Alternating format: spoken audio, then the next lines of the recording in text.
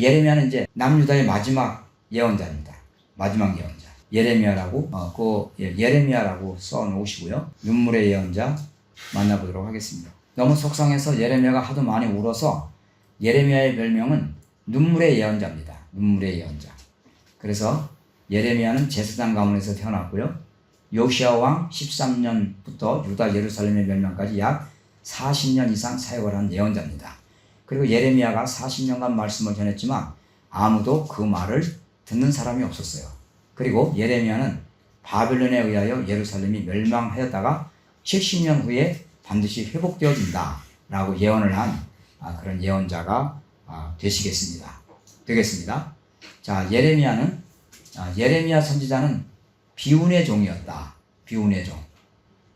정말 비운의 종이었어요. 예레미야는 또 바벨론 왕이 올 때 항복하여 그 왕을 섬기라고 했습니다. 또 예레미야는 때가 되면 새 언약을 세울 때가 온다고 예언했습니다. 또 예레미야는 열방과 바벨론도 멸망할 것을 예언했습니다. 거짓 선지자들은 예레미야를 매국노로 매도를 했습니다. 예레미야의 비서 바룩이 이 예레미야라고 하는 예언서를 기록을 하게 되어집니다. 그래서 예레미야는 요시야 왕 13년에 하나님의 부르심을 받았는데 주전 BC 627년입니다. 그 예레미야가 부름받은 시대는 정말 어려운 시대였었습니다. 나라가 지금 풍전등화 같은 마지막 등불이 가물가물하는 그런 어려운 때에 하나님의 부르심을 받았다는 거죠.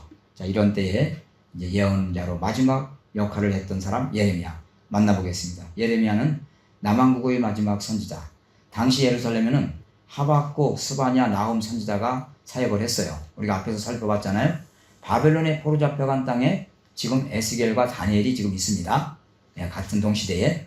멸망으로 치닫는 유다 이야기를 조금 드려야 되는데 유다의 마지막 때가 이르렀어요.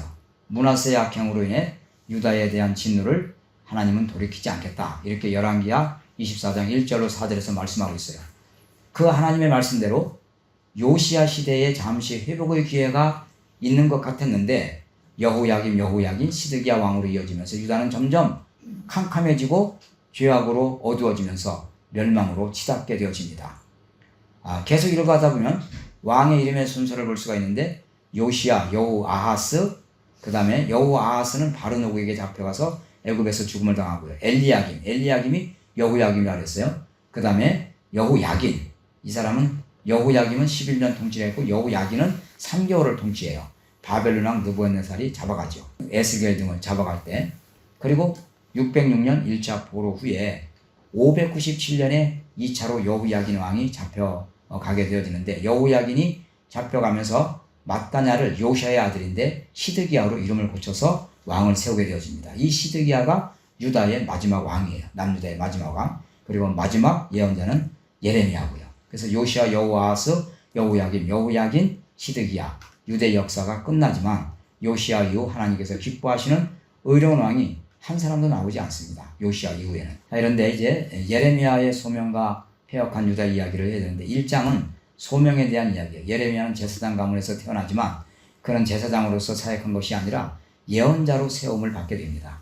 그는 나이가 어린 것을 핑계하면서 못하겠다고 굳고 사용했지만 하나님께서 낳기 전부터 예언자로 세웠다고 말씀하시면서 아무도 너를 대적하여서 이기지 못하니까 두려워 말고 하나님의 말씀을 전하라고 명령을 받습니다. 예레미야 1장 3절 6절까지 읽겠습니다. 요시야의 아들 유다왕 여호야긴 시대부터 요시야의 아들 유다왕 시드기야의 제11년 말까지 임하니라. 이해 5월에 예루살렘이 사로잡히니라. 여호와의 말씀이 내게 임하니라. 이르시되 내가 너를 복중에 짓기 전에 너를 알았고 네가 태에서 나오기 전에 너를 구별하였고 너를 열방의 선지자로 세우느라 하시기로 내가 가로되 슬프도소이다. 주 여호와여 보소서 나는 아이라 말을 할 줄을 알지 못하나이다. 자, 성경이 이제 뭐 아이라고 그러면 우리의 상식을 좀 벗어나서 이해해야 된다 그랬어요.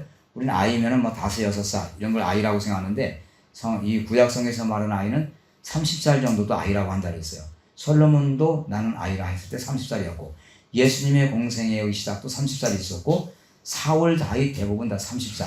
가장 젊은 일꾼이 30살부터 일을 시작했다고 하는 것을 알 수가 있어요. 하나님의 일을 시작하려고 하면 한 30살은 돼야 된다. 이런 것을 우리에게 가르쳐주고 또 우리가 배울 수 있는 부분이죠. 너무 어리면은 아주 철도 들들고 사립 판별도 어렵고 뭔가 미숙한 것들이 너무 많기 때문에 안 된다. 이런 것도 우리가 엿볼 수가 있어요. 그리고 소년이라고 하면 한 40세 정도도 소년이라고 그랬어요. 자, 어쨌든 예레미야가 사역한 기간이 약 40년이 넘는데 70세가 넘도록 사역을 합니다. 하나님께서는 복중에 짓기 전에 예레미야를 알았고 예레미야가 어머니 복중에서 나오기 전부터 예레미야를 구별하였고 예레미야를 열방의 선지자로 세웠다고 말씀하십니다. 그러니까 열방의 선지자로 세웠다는 것을 보면 유다 나라뿐이 아니고 바벨론, 아수르, 아람, 메대, 또 다메섹 이렇게 여러 나라에 대해서 이제 말씀을 전하는 하나님의 마지막 남유다의 종으로 예레미야가 캐스팅을 받게 되었다는 말이겠죠. 그 예레미야가 자기 나이가 어리다는 것을 가지고 핑계했는데 1장 7절을 보세요. 여호와께서 말씀하시기를 너는 아이라고 하지 말고 내가 너를 누구에게 보내니 너는 가며 내가 네게 무엇을 명하든지 너는 말할지니라. 이 어려운 시대, 악한 시대, 무법천지 같은 시대, 하나님 말씀이 전혀 통하지 않는 시대는 두려운 시대고 정말 무서운 시대죠. 그때가 그런 시대입니다. 그래서 1장 8절을 보니까 너는 그들을 인하여 두려워하지 말라 이렇게 말씀하시는 거예요. 그래서 내가 너와 함께하여 너를 구원하리라. 나 여호와의 말이니라. 그래서 실제로 예레미야는 엄청나게 많이 얻어맞기도 많이 맞고 진흙구덩이에 빠지고 굶고 춥고 헐벗고 결혼도 하지 못했어요. 하나님께서 예레미야에게 뭐라고 말씀하시면 너 결혼하지 말라 그래요. 이 더러운 땅에서 어떤 여자를 구해서 자식을 낳아서 너 어떻게 기르려고 그래. 그래서 결국은 예레미야는 평생 혼자 지냈다고 그래요. 그래서 밖에서 어려운 일을 당하면 집에 와서 쉴 수도 있고 아내가 따뜻한 음식을 만들어주면 맞아주고 위로해주면 또 힘을 얻고 할 텐데 어디에도 위로 받을 곳이 없는, 그리고 밤새도록 눈이 짓무를 정도로 울어도 위로할 자가 없습니다. 그래서 나가서 하나님의 말씀을 전하면 얻어 터지니까 내가 다시는 여호와의 이름으로 말하지 않겠다 하고 집에 들어와서 문을 걸어 잠그고 두문물줄하고 안에 들어있으면 속에서 또 뜨거운 하나님의 정의의 불, 진리의 불이 허를 타서 올라오면서 답답해서 견딜 수가 없는 것입니다. 그래서 나가서 말하면 또 얻어맞고 들어와 있으면 속이 답답하고, 그래서 또 나가서 외치는데 문제는 아무리 외쳐도 듣는 놈이 하나도 없다는 거예요. 듣는 놈이. 40년 동안 예레미야가 하나님의 말씀을 끊임없이 외치고 또 외쳤지만 듣는 사람이 아무도 없었다고 해요. 아마 한 사람이 있었다면 예레미야의 비서 바룩이라는 사람이 들었겠죠. 바룩이 예레미야서를 기록을 했으니까. 그렇지 않을까요? 그래서 예레미야는 말로 했고 이것을 기록한 사람은 예레미야가 친필로 쓴 게 아니고 바룩이라고 하는 비서가 받아서 쓴 거예요. 이해되시죠? 그러니까 바룩한 사람이 들은 거야. 2장 보세요. 이스라엘의 배반. 하나님께서는 이스라엘 백성들이 두 가지 악을 행했는데 2장 10절에 내 백성이 두 가지 악을 행하였나니 곧 생수의 근원되는 나를 버린 것과 스스로 웅덩이를 판 것인데 그것은 물을 저축지 못할 터진 웅덩이니라. 끔찍한 얘기잖아요. 이스라엘 백성이 살인이나 간음이나 하는 그런 것이 아니고 근본적인 죄가 있는데 그 죄가 뭐냐면 하나님을 버린 것이에요. 첫째는 하나님을 버린 거. 우리 인생에서 하나님 버리면 끝이에요. 두 번째는 생수의 근원이 되는 하나님을 버리는 것하고, 또 하나는 반대로 스스로 웅덩이를 팠는데 물이 안 나오는 우물을 팠다는 거예요. 그리고 그 웅덩이는 자기들이 나중에 빠져 죽는 웅덩이가 될 거라는 거예요. 그 웅덩이가 뭐죠? 애굽을 의지하고 아수르를 의지하는 그 웅덩이를 파재낀 거죠. 그래서 이스라엘 백성들이 얼마나 그 우상 숭배에 열심을 냈든지 그것을 아주 낯뜨거운 그런 표현을 하고 있는데 2장 24절을 보세요. 너는 광야에 익숙한 들 안나기가 그 성욕이 동하고 헐떡거림 같았도다. 그 성욕의 때에 누가 그것을 막으리요. 그것을 찾는 자들이 수고치 아니하고 그것의 달에 만나리라. 마치 암컷 당나귀가 발전기를 만나가지고 헐떡거리는 것 같이 우상 숭배를 위해서 그렇게까지 열심을 냈다는 거예요. 하나님께서 보실 때. 그래서 심지어 이스라엘 백성들의 우상의 수가 그 성읍수와 같고 또 풍년이 들고 하면 하나님께 감사할 것을 가지고 전부 다 우상에 갖다 바쳐버린 거 아닙니까? 그래서 아무리 때려도 그들이 회개하지 않는 거예요. 30절에 보면 내가 너를 2장 3절 내가 너희 자녀를 때림도 무익함은 그들도 징책을 받지 아니함이라. 너희 칼이 사나운 사자같이 너희 선지자들을 삼켰느니라. 하나님께서 심부름 보낸 선지자들을 다 삼키는 땅이 되었다는 거예요. 그래서 예레미야가 하나님의 음성을 들었는데 내가 사마리아를 심판했는데 지금 사마리아는 예루살렘 죄의 절반도 범하지 않았다. 그래서 배역한 북왕국 사마리아는 오히려 패역한 유다보다 오히려 의로움이 드러났다. 이렇게까지 하나님은 말씀하십니다. 그러면서 북왕국 이스라엘을 멸망시키신 것을 오히려 더 후회하고 있는 장면이 드러나고 있어요. 3장 11절로 12절에 보면. 그래서 3장은 유다가 이스라엘보다 더 악하다라고 하는 것을 이제 밝혀주고 있는 표지입니다. 그래서 3장 11절에 여호와께서 내게 이르시되 배역한 이스라엘은 패역한 유다보다 오히려 의로움이 나타났나니. 그렇죠. 얼마나 유다인들이 남유다인들이 하나님 앞에서 악을 많이 행했던지 멸망시켜버린 그런 북왕국 생각이 저절로 난다는 그런 말씀을 하고 있어요. 자, 이제 이렇게 되니까 어떻게 되겠어요? 예레미야는 하나님 말씀을 전하지 않으려고 해보지만 집에 있어도 속에서 이상한 소리가 자꾸 들려오는 거예요. 4장 19절 21절 읽습니다. 슬프고 아프다 내 마음속이 아프고 내 마음이 답답하여 잠잠할 수 없으니 이는 나의 심령 속에 나팔소리와 전쟁의 경고를 들음이로다. 패망에 연속하여 온 땅이 탈취를 당하니 나의 천막은 후련히 파멸이며 나의 휘장은 잠시간에 파열되도다. 21절 내가 저 기호를 보며 나팔소리 듣기를 어느 때까지 할꼬. 그래서 이 미래를 내다보는 예언자의 괴로움이 이 말씀 속에 있는 거예요. 유다가 사로잡혀갈 그 마지막 전쟁 소리가 미리부터 지금 예레미야 선지자 귀에 쟁쟁쟁쟁 들려오는 거예요. 그래서 슬프고 아프다 내 마음 속이 아프고 내 마음이 답답하여 잠잠할 수 없으니 이는 나의 심령 네가 나팔소리와 전쟁의 경보가 계속 들려온다는 거예요. 그런 그 미래에 일어날 일이지만 그래서 말이 우는 소리, 칼과 창이 부딪히는 소리, 비명소리, 그리고 사랑하는 그 꽃봉오리 같은 딸들이 전부 다 이 악한 바벨론의 군대에 의해서 짓밟히고 유린당하고 강간당하는 소리. 눈을 감으면 그 전쟁의 장면이 눈에 떠올라서 견딜 수가 없게 되었다는 말이에요. 4장 22절 내 백성은 나를 알지 못하는 우둔한 자요 지각이 없는 미련한 자식이라 악을 행하기에는 지각이 있으나 선을 행하기에는 무지하도다 하면서 예레미야가 울면서 탄식을 해요. 예레미야는 가능하면 정말 하나님 말씀을 전하지 않으려고 했지만은 나중에는 그 속에 성령이 충만해지니까 얻어맞아도 가서 또 전하게 되고 구박을 당하고 진흙구덩이에 수없이 많이 처박혀 가면서도 40년 사역을 어렵게 눈물을 흘려가면서 말씀을 전하는데 문제는 아무도 듣는 사람이 없다는 게 문제예요.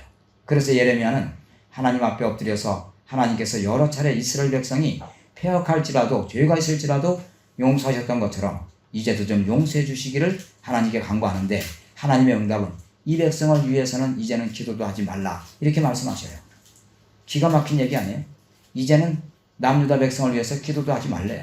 더 이상 나 듣고 싶지 않으니까. 5장은요 공의를 행하며 진리를 찾는 자를 찾는데 1절에 보면요 너희는 예루살렘 거리로 빨리 왕래하면서 공과 의를 행하는 진리를 찾는 사람 딱 한 사람만 찾아내면 내가 이 성을 용서하겠다고까지 말씀하셔요. 옛날에 보세요. 창세기에서 소돔과 고모라를 아브라함이 종부할 때에 의인 10명만 있어도 그 성을 내가 용서하리라 그렇게 한 적이 있어요 없어요? 있잖아요. 그런데 이곳은 의인이 10명이 아니라 1명만 있어도 내가 이 성을 용서하겠다고 하는 것은 이것은 용서할 수가 없는 단계까지 왔다는 말이잖아요. 예? 우리가 국어를 조금 3학년 수준으로만 읽어봐도 여기 예레미야 아픔이 있는 거죠. 그게 무슨 말인가 하면 예레미야가 사람들에게 미움과 핍박을 받을 때 그가 아내나 가족이 있어서 가정에서 위로받을 수 있다든지 아니면 세상 모든 사람들로 미움을 받을지라도 하나님 앞에서 위로를 받거나 그것도 아니면 하나님께 기도를 할 수 있었으면 얼마나 좋겠어요. 그런데 설교를 하면 사람들이 듣지 않아요. 기도를 하면 또 하나님께서 예레미야에게 기도도 하지 말라고 물리치셔요. 7장 16절 보세요. 그래서 하나님께서는 결국은 이 예루살렘을 멸망시킬 것을 이미 작정하셨기 때문에 아무리 너가 기도해도 눈물로 네가 기도한다고 해도 소용없다는 말이죠. 소용없다. 예, 그런 이야기를 쓰고 있어요. 그래서 예레미야가 하나님 앞에서 얼마나 참 아픈 마음을 가지고 사역을 하는데 그 백성들에게 말씀을 전하면 얻어맞기도 하고 진흙구덩이에 수도 없이 집어 처박히기도 하고 하나님 말씀을 가지고 정직하게 이야기를 할 때는 또 사람들이 자기들을 향한 저주나 요구를 여기고 예레미야를 막 두들겨 팹니다. 그리고 더 기가 막힌 것은 거짓 선자들이 벌떼같이 일어나가지고 예레미야가 한 말을 전부 다 거짓말이라고 중상모략을 하기 시작합니다. 그러니까 통하지 않아요. 백성들에게. 그래서 하나님 말씀이 5장 30절로 31절에 보니까 이 땅에 기괴하고 놀라운 일이 있도다. 이 땅에 뭐가 있다고요? 기괴하고 놀라운 일이 있도다. 선지자들은 거짓을 예언하며 제사장들은 자기 권력으로 다스리며 내 백성은 그것을 좋게 여기니 그 결국에는 너희가 어찌하려느냐. 예? 선지자들이 거짓을 예언하고 제사장들은 권력을 가지고 다스리고 백성들이 그 거짓 선지자의 말과 윽박질러 다스리는 그런 사람을 더 좋게 여기니 그 결과를 너희가 어떻게 할래? 어찌하려고 그러느냐라고 지금 묻고 있잖아요.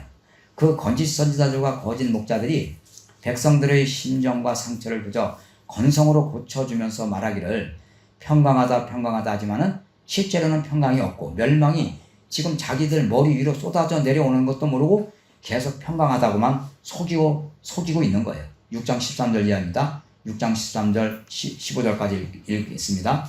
이는 그들이 가장 작은 자로부터 큰 자까지 다 탐남하며 선지자들로부터 제사장까지 다 거짓을 행함이라.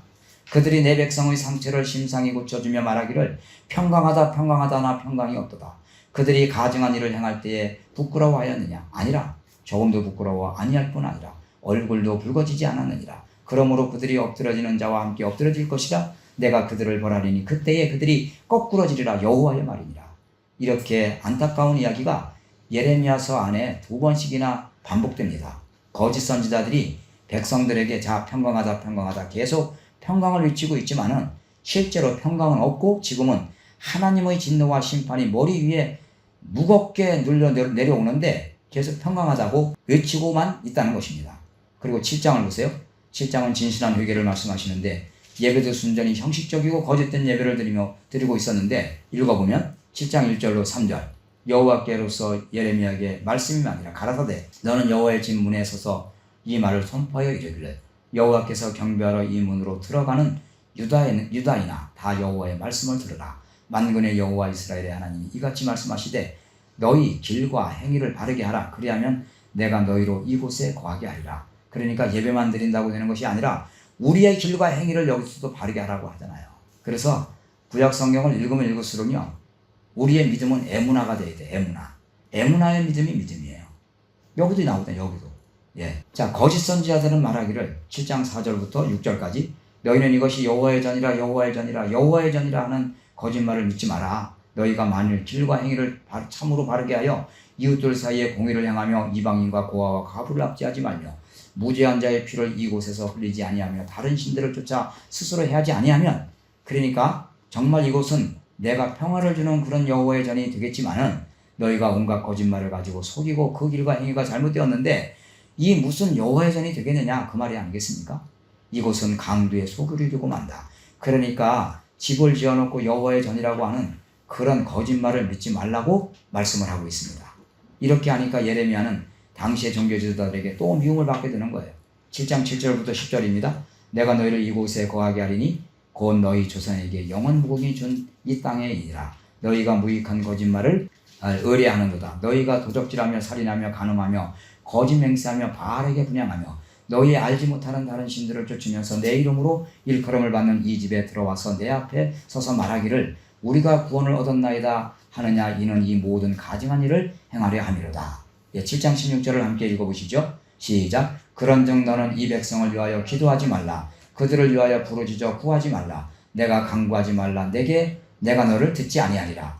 그래서 하나님께서 언제나 그저 쉬지 말고 기도하라고 하신 그 하나님께서 우리가 일반적으로 아는 게 그거잖아요. 하나님께서 우리에게 쉬지 말고 기도하라 이렇게 말씀하셨잖아요. 데살로니가전서에서. 근데 죄와 악이 관영한 예루살렘 성을 위해서 기도하지 말라고 몇 번이나 같은 말씀을 하셔요. 그들을 위하여 부르짖어 구하지 말라. 내게 간구하지 말라. 내가 너를 듣지 아니하리라.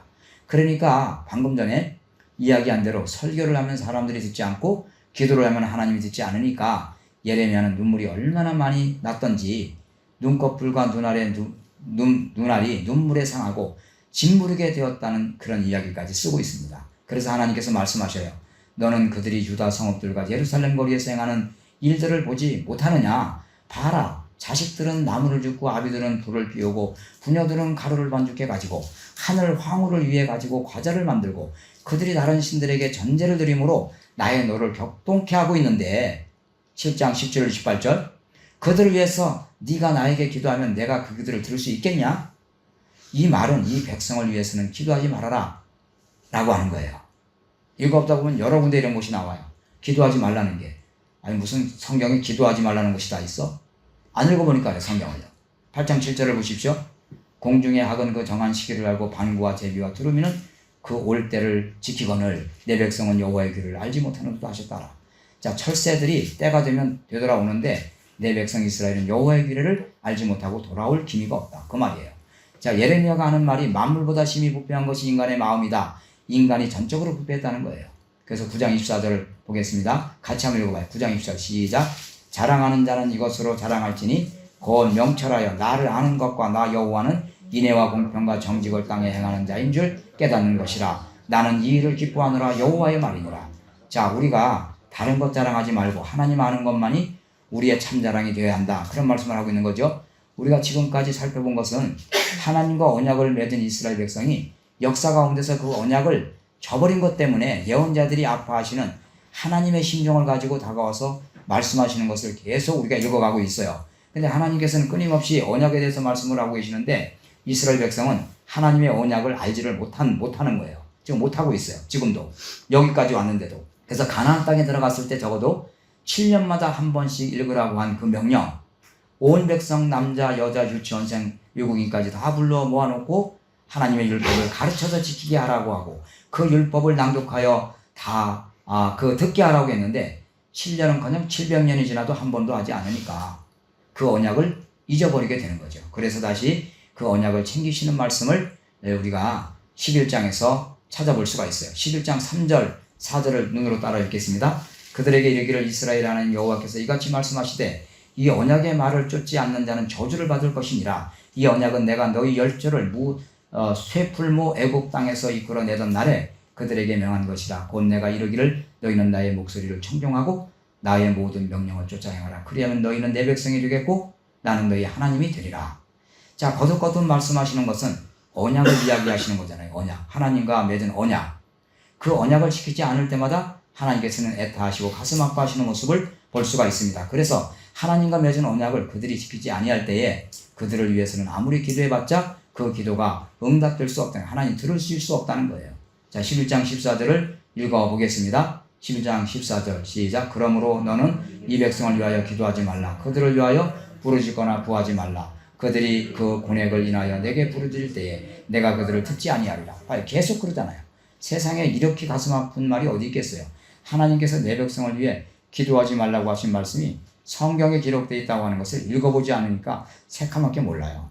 만약 이런 말씀을 우리가 읽고 우리가 공부하지 않는다고 하면 하나님께서 기도하지 말라고 하시는 하나님이 때로는 하나님께서 기도하지 말라고 하셨다고 하는 것을 영원히 모를 거예요. 영원히. 그렇지 않습니까? 21장에서 32장에 있는 말씀 중요한데 한두 군데를 짚어드리고 예레미야서를 다 마치려고 해요. 예레미야가 하나님의 말씀을 시드기야 왕에게 전할 때에 두 가지 이야기를 해요. 하나는 생명의 길이고 하나는 사망의 길이다. 그러면 생명의 길이 뭐냐?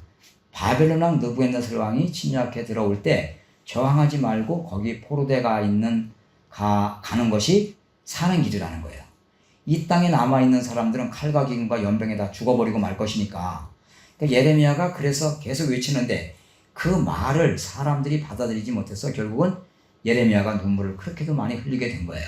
그리고 예레미야가 사역하는 중에 가장 슬프고 가슴 아픈 일은 거짓 선지자들 때문이었어요.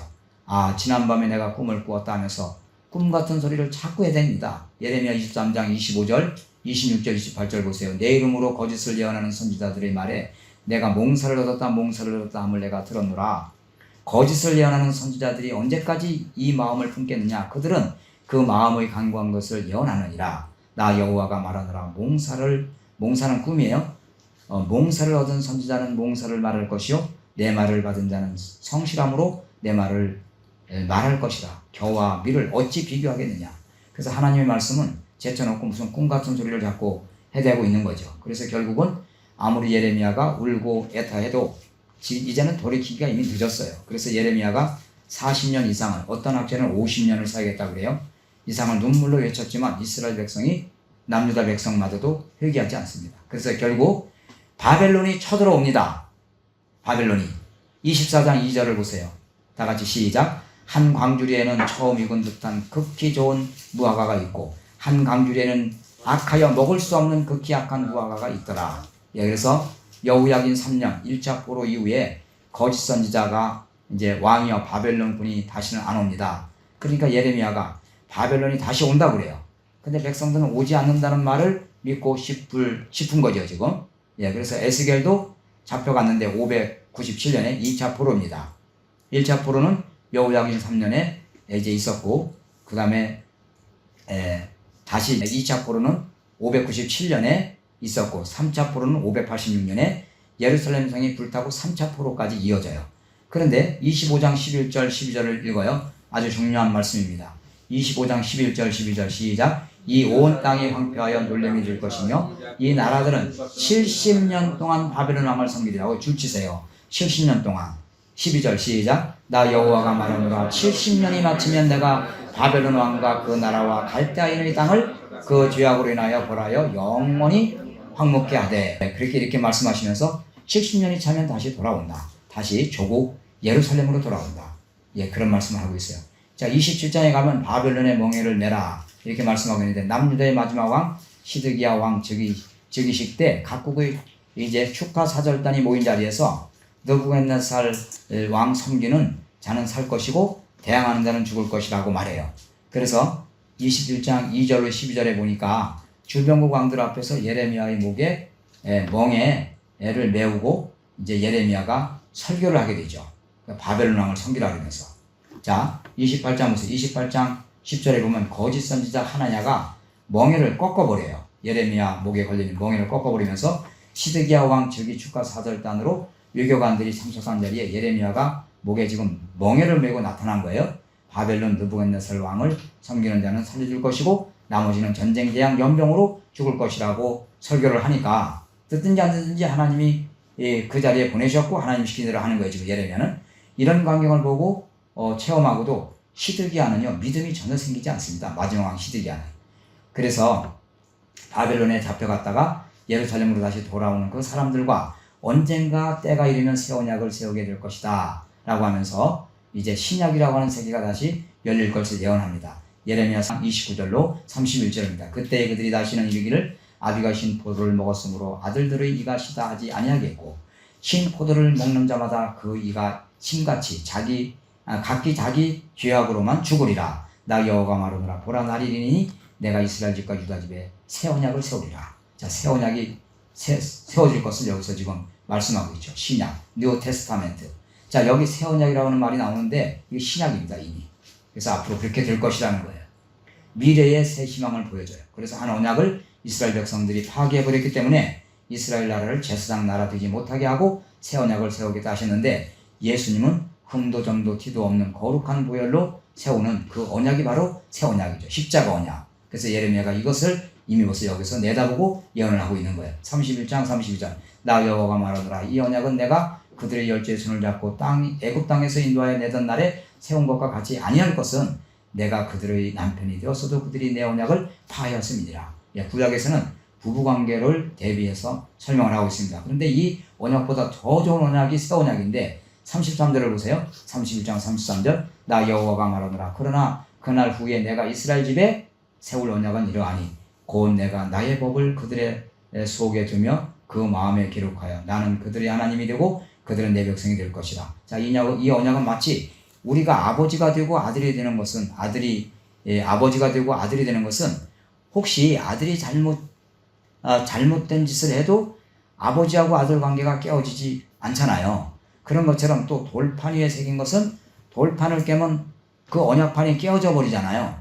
그런데 새 언약 이것은 성령으로 마음판에 새기는 것이 될 것이다 하고 신약시대에 더 좋은 언약을 말씀하고 있습니다. 약속하고 있어요. 그래서 예레미야 31장에는 새 언약이 예언되었다는 것을 기억하셨으면 좋겠어요. 그 뒤에 이스라엘 백성들은 다시 돌아올 것을 믿지 못해야 합니다. 그래서 예레미야가 자기 친척으로부터 밭을 사면서 밭을 한 자리 사면서 내가 이스라엘 백성이 돌아온다고 하는 보장이 없다면 내가 뭘 하려고 밭을 사겠는가 하면서 밭을 사는 그런 장면이 나와요. 32장에. 그래서 바벨론 포로 가는 것도 분명한 것처럼 다시 70년 만에 돌아오는 것도 분명하다고 하는 것을 믿을 수 있게 해주기 위해서 예레미야가 그러한 퍼포먼스까지 하고 있는 거죠. 그런 그 모습까지 보여주고 있는 거죠. 밭을 사는 이야기가 나오고 있어요. 자, 이제 이렇게 해서 35장은 요나답의 유언을 지키는 겐족수 이야기인데 이것도 지난번에 제가 자세하게 했기 때문에 그냥 넘어가려고 그래요. 그러니까 이 레갑 족속 그 요나단의 유언을 요나답의 유언을 지키는 겐족속 이 사람들은 뭐 이렇게 너희는 그냥 좋은 대학교 가려고 하지도 말고 그냥 뭐 세상에서 성공하려고 그런 거 애쓰지 말고 그 양을 치면서 그러면서 독주와 포도주를 멀리하고 이렇게 살아라. 그러는데 이거를 계속 그렇게 하면 뭐 영생이 있다는 것도 아니고 구원을 받는다는 것도 아닌데 그 후손들이 계속 그 언약을 지키고 있는데 오늘날도 이스라엘에 가면은 베두인이라고 해서 이런 사람들이 엄청나게 많이 살고 있다고 지난번에 말씀드렸어요. 그런데 이 요나답의 유언을 지키는 겐족속 같은 사람들인데 어찌하여 너희는 내 말을 그렇게도 못 알아듣고 그 언약을 그렇게 멸시하고 무시하고 그렇게 사냐 그런 얘기죠. 그 마지막 왕 시드기야를 좀 만나보겠어요. 마지막 왕 시드기야. 37장으로 넘어가면 요시아의 아들 시드기야 이야기가 나오는데 결국은 이제 하나님의 말씀을 믿지 못해가지고 불행을 당하는 그런 모습을 이제 보게 되는데 31장 1절 요시아의 아들 시드기야가 여호야김의 아들 고니야를 대신하여 왕이 되었습니다. 그래서 이제 이 시드기야는 남왕국 유다의 마지막 왕입니다. 이는 바벨론 왕 느부갓네살이 그로 유다 땅의 왕을 삼았음이었더라. 그와 그 신하와 그 땅 백성이 여호와께서 선지자 예레미야로 하신 말씀을 듣지 아니하니라. 그 한 가지만 가지고도 그 사람의 미래는 훤히 내다볼 수 있는 거죠. 예레미야를 통해서 말씀하시는 여호와의 말씀을 듣지 아니했다. 그럼 그 결과는 뻔한 거 아니겠어요? 예나 지금이나 하나님의 말씀을 무시하거나 등한히 한 사람은 그 끝이 이미 나와 있는 거예요. 또 하나님을 떠나서 처음에는 굉장히 잘하는 것 같아도 나중에는 비참하게 끝이 난다는 거예요. 그래서 시드기야 왕이 예레미야를 불러서 물어요. 바벨론 왕이 정말로 또 쳐들어 옵니까? 물어요. 그러면 예레미야가 왕이여 이 일로 인해 나를 죽이지 않겠다고 여호와로 맹세해 주십시오. 그러면 내가 정직한 것을 말씀드리겠나이다. 그러니까 왕이 이 일로 인해서 너를 죽이지 않을게. 여호와로 내가 맹세한다 하니까 예레미야가 뭐라고 그래요? 바벨론 왕이 다시 옵니다. 그때 왕께서는 거기 저항하지 말고 투항을 하십시오. 그게 사는 길이고 그게 하나님의 뜻입니다. 그래 시드기야가 하는 말이 나는 나보다 먼저 포로되어 간 자들이 내가 싸워보지도 않고 항복했다 하면 나를 조롱하지 않을까? 나는 그게 두렵다. 이렇게 대답하죠. 그래 그렇지 않다고 예레미야가 아무리 말하지만은 왕은 끝내 사람의 눈치를 보면서 사람들이 나를 조롱할까 싶어서 차마 항복은 못하겠다. 이렇게 이야기를 해요. 그래서 예레미야가 눈물을 흘리면서 간청을 했지만 끝내 이 시드기야는 예레미야의 말을 듣지 않습니다. 그런 이야기가 펼쳐지고요. 그래서 이제 함락이 되어집니다. 이제 함락되는 얘기하면 끝이에요.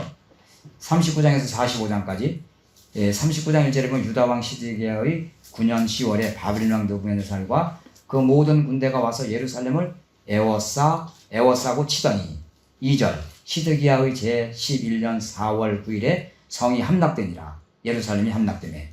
자 9년 10월 달에 에워싸 가지고 제11년 4월 9일에 함락되었으니까 1년 반을 예루살렘을 에워싼 게 되는 거네요. 에워싸면 안에서 양식이 떨어지죠. 그래서 성벽에 구멍을 뚫고 도망을 가는 거예요. 시드기야가 도망을 가다가 결국은 붙잡혀서 바벨론 왕의 목전에서 시드기야 왕의 왕자 둘이 죽습니다. 처참하게. 어떤 전쟁도 그런 전쟁이 없대요. 아무리 그 악한 대적이라고 그래도 패전국의 왕의 자식을 그 아비가 보는 앞에서 죽이는 전쟁은 거의 없었다고 그러잖아요. 그런데 여기 나와요. 그래서 처참하게 죽여버려. 39장 4절 7절 보세요. 누나를 뽑아가지고 쇠사슬에 결박해서 끌고 바벨론까지 갑니다. 백성들의 눈치만 보던 그 시드기야는 양쪽 눈알이 뽑혀가지고 쇠사슬에 결박당한 채 바벨론으로 끌려갑니다. 이 슬픈 종말이 남왕국 유다의 종말인데 그 이야기는 예레미야 39장에 되어 있고 나중에 52장에 다시 한번 또 이야기를 또다시 되풀이해요.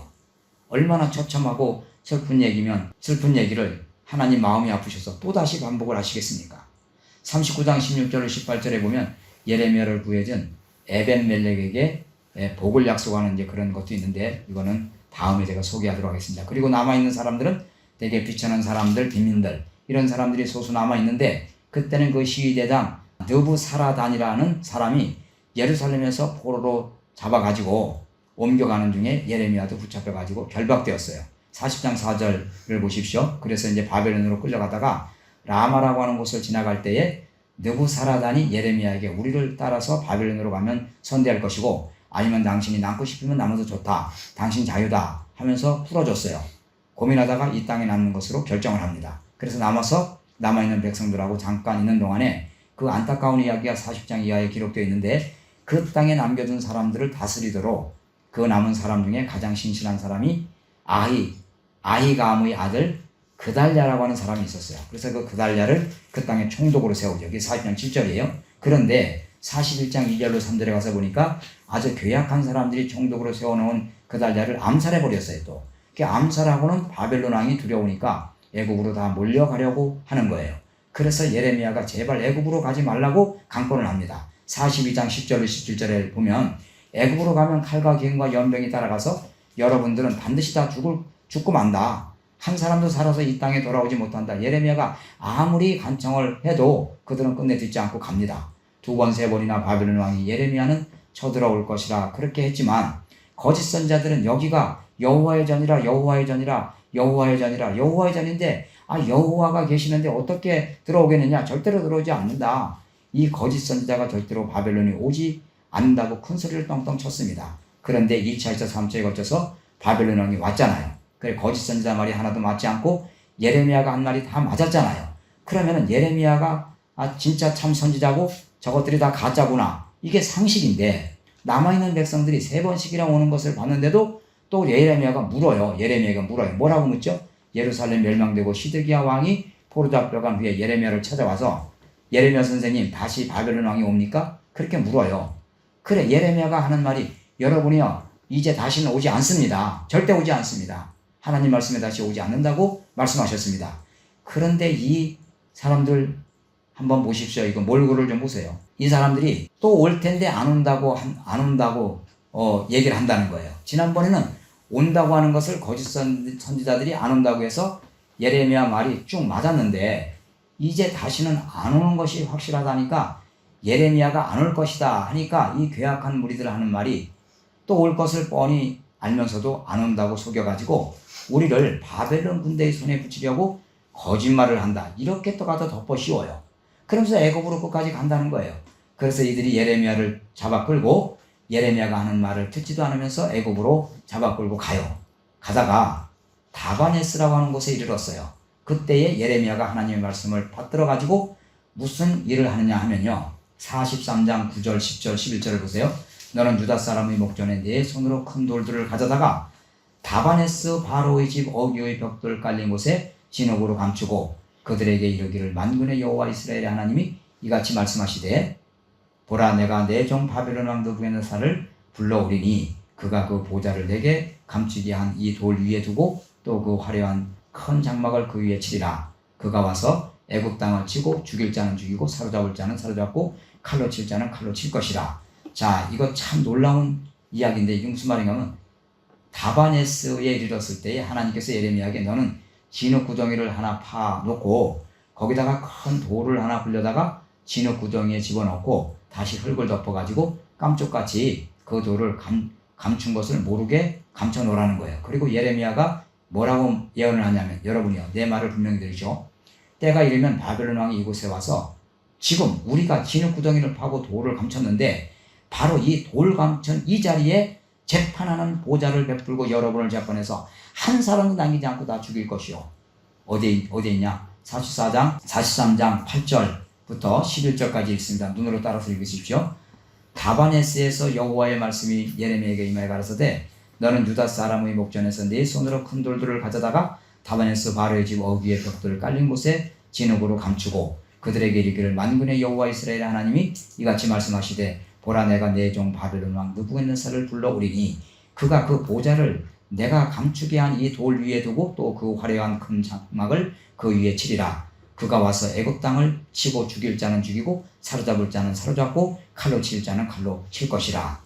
이게 예레미야의 마지막 말이에요. 그런데 정말 날이 이르게 되니까 느부갓네살 왕이 군대를 이끌고 몰려옵니다. 그때 예레미야는 그 예언을 하고 예루살렘으로 돌아왔을 텐데 그 훗날에 바벨론 왕이 애굽에 와 가지고 예레미야가 묻어놓은 그 돌 위에서 놀랍게도 느부갓네살 왕이 재판하는 의자를 그 위에 보좌를 딱 쳐놓고 그리고 이스라엘 사람들을 하나씩 잡아다가 칼로 죽일 자는 칼로 죽이고 사로잡을 자는 사로잡고 이제 그렇게 이제 재판을 하는 그런 일들이 실제적으로 벌어집니다. 그래서 애굽 땅에서 우상 숭배의 모습도 볼 수가 있는데 44장 16절로 19절에 있는 얘기고 읽어보시면 되고요. 그러나 그 중에서도 증인 몇 명을 살려오리라. 그런데 44장 20절 28절에 있는 말씀이에요. 예레미야도 돌아와서 이제 예레미야는 이제 다시 그 예루살렘으로 돌아와서 애가를 부르게 돼요. 애가가 뭐죠? 세상에서 가장 슬픈 노래. 그 슬픈 노래가 예레미야 애가예요. 애가. 그러면 예레미야 애가는 따로 할 게 없는 거예요. 여기다 붙여가지고 한마디만 하면 돼요. 너무 처절하게 하나님께서 자기의 입을 통해서 예언한 그 말씀이 그대로 성취된 현장을 돌아와서 눈으로 목도합니다. 그리고 너무너무 가슴이 아프고 너무너무 고통스럽고 그래서 애가를 하나 만들어서 불렀어요. 히브리 알파벳 순서를 따라서 이게 노래를 만드는 거라 그래요. 그래서 애가를 만들어서 부르는데 그 애가의 문화 가사가 그게 예레미야 애가예요. 자, 이제 다 정리하고 마칩니다. 1차 포로 606년 여호야긴 바벨론 왕 느부갓네살 다니엘과 사드락과 메삭 아벳느고 등을 잡아갔어요. 2차 포로 9년 뒤에 597년 여호야긴이 왕으로 있을 때 느부갓네살 왕이 에스겔 등 충출한 사람들도 다 잡아갔어요. 3차 포로 11년 뒤에 586년 시드기야 왕이 왕으로 있을 때 역시 느부갓네살이 예루살렘을 함락시키고 거기에 있는 왕자들을 죽이고 시드기야의 누나를 뽑고는 바벨론으로 끌고 갔어요. 쓸만한 사람 다 잡아가지고. 이렇게 해서 이제 그 예레미야라고 하는 책도 이렇게 해서 다 정리를 하고 다시 한번 중요한 것들을 다시 한번 되새김질하고 반복해서 우리가 살펴보았습니다.